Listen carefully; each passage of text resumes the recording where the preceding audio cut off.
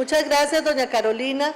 Bueno, para mí, francamente, hoy es un gran honor, es un día de mucha alegría, de suma alegría para el Grupo Parlamentario Mujeres Diputadas, el llevar adelante esta ley de la República exitosamente. Este segundo debate viene a culminar el esfuerzo que hemos venido trabajando el Grupo Parlamentario de Mujeres Diputadas, primero haciendo una agenda en común en donde establecimos una serie de proyectos de interés y este proyecto fue uno de los proyectos más importantes de los que convenimos impulsar entre todas. Posteriormente, el proyecto es dictaminado en la Comisión de la Mujer y fue también a raíz de una solicitud que hicimos al señor presidente Carlos Alvarado para que lo convocara en este periodo de sesiones extraordinarias. Yo quiero darle un agradecimiento muy especial a doña Ana Lucía, porque ella puso a despacho el proyecto, y un abrazo muy grande a todas las compañeras, porque hoy por fin vamos a empezar a tratar con otros ojos esta problemática de la diferencia salarial entre hombres y mujeres. Para nadie es un secreto que hay muchos factores que inciden en que estas cosas se den. La diferencia salarial entre hombres y mujeres parte de una premisa equivocada de que los salarios femeninos son un complemento del salario masculino. Y esa premisa errónea es lo que ha dado lugar a que por años se le penalice a la mujer con salarios más bajos, pensando incluso en que su condición de maternidad va a limitar su rendimiento e implica un costo distinto para una empresa a la hora de pagar los salarios. Un costo que va a implicar una licencia por maternidad que le va a costar al patrono una carga adicional.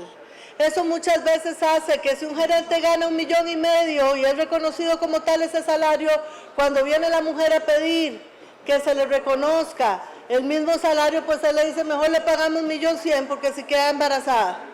Esas son las cosas que están pasando con comisiones, esas son las cosas que están pasando en muchos aspectos de la economía nacional que vienen y limitan definitivamente el empoderamiento de la mujer con salarios más justos y competitivos.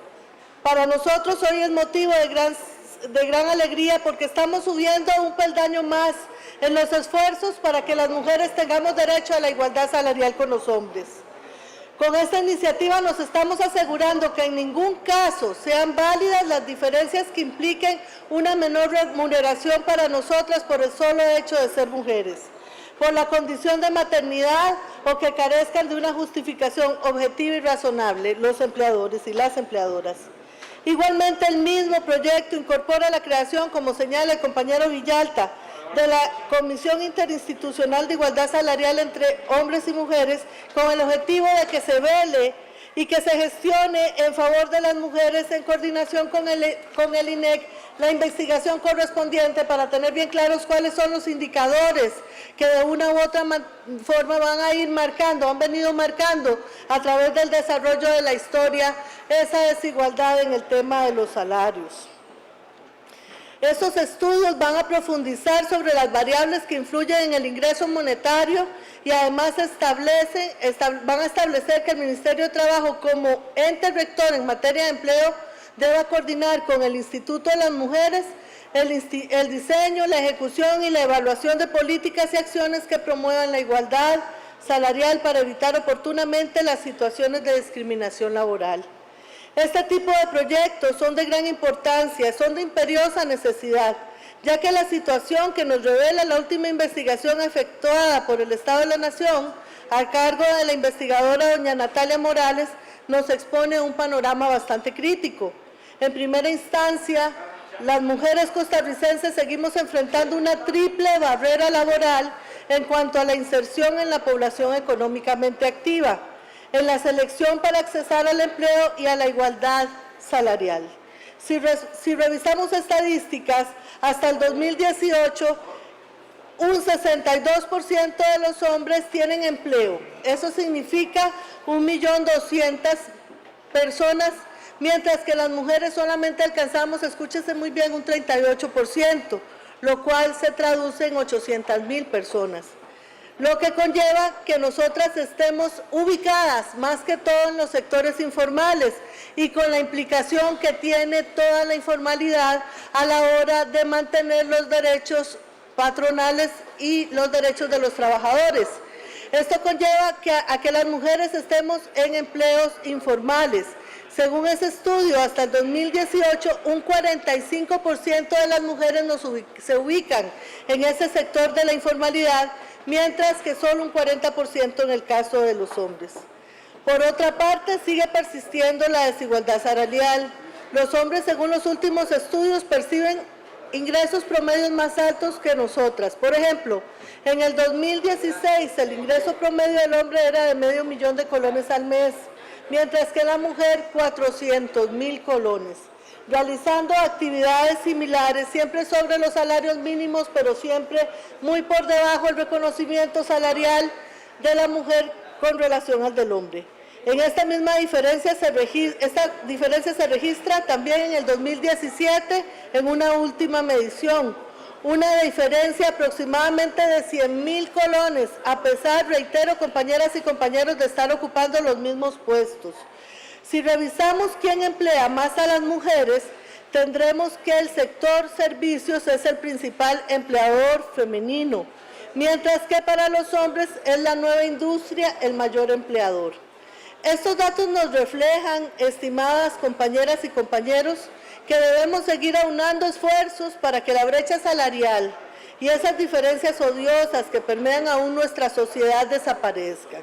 Yo quiero hacer mención al aumento en el 12% nuevamente del desempleo en Costa Rica, 3 puntos porcentuales arriba de lo que ha sido promedio en los últimos 10 años, y ese aumento en la cantidad de personas desempleadas, de 260,000 personas que se incorporan en ese 3%, 168,000 son mujeres. Tenemos que tener un gran cuidado con este tema, máxime con el gran incremento que se ha dado en la jefatura femenina de hogar. Debemos definitivamente tratar este tema como un tema de primer orden, porque son una gran cantidad de mujeres costarricenses las que están al frente de los hogares. No tengo la menor duda de que más mujeres en el mercado laboral aportarían crecimiento económico, mejoras en la productividad, reducción en la pobreza y desigualdad, y lograríamos con ello que las mujeres tengamos una mayor autonomía económica. No perdamos de vista, compañeras y compañeros, que la mujer y la pobreza están muy relacionadas. La pobreza tiene rostro femenino. Debemos, por lo tanto, trabajar en fortalecer las redes de cuidado. Más allá del asunto laboral, tenemos que entrar también en el análisis profundo de cuáles son las deficiencias estructurales que limitan a una mujer para que ella pueda tener acceso a un buen empleo, a tener tiempo para prepararse, para estudiar, y eso pasa definitivamente por el análisis de cuáles son las responsabilidades tradicionalmente desarrolladas por las mujeres y que siguen sin tener una solución estructural en el sistema. Necesitamos definitivamente cubrir otros espacios. Tenemos que entrar en el tema de las guarderías, en el tema de velar por más y mejores oportunidades de empleo, sobre todo fuera del Valle Central, promover cambios culturales a favor de la corresponsabilidad entre hombres y mujeres, vigilar porque exista un mayor cumplimiento de garantías laborales.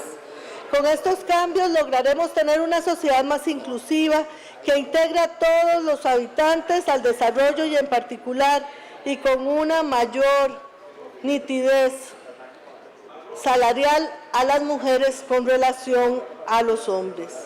Yo agradezco mucho la semana anterior cuando discutimos este proyecto que incluso un compañero de mi fracción, el diputado Heriberto Barca, haya accedido a no poner mociones de revisión para que el mismo avanzara.